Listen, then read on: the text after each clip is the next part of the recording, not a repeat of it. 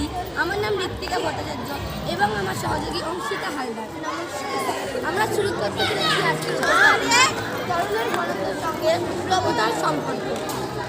আপনারা দেখতেই পাচ্ছেন আমি একটা কাঁচের গ্লাস, দুটো কাঁচের গ্লাসে জল নিয়েছি এবং একটি কাঁচের গ্লাসে আমি নুন নিয়েছি। এবার নুনটা আমি গুলেছি, গুলার পরে আমি দুটো ডিম নিয়েছি। দুটো ডিমকে আমি 2 গ্লাসে ছেড়ে দিলাম।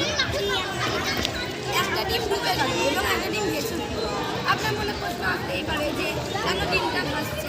এবার কারণ ডিমটা ভাসার কারণ যে এখানে জলের ঘনত্ব বেশি, সেই জন্য সেটা ভাসছে।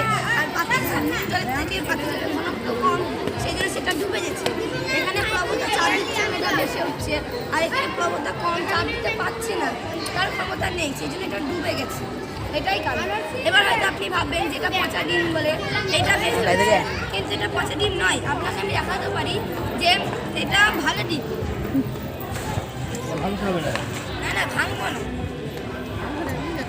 এবার এই ডিমটা এখানে ভেসেছিল, ডুবেছিল। এবার এই ডিমটাকে এখানে ভাসাচ্ছি, আর এই ডিমটা ভাসছিল, এটাকে ডুবাচ্ছি। প্রমাণিত হলো যে এটা ভালো ডিম। Very good.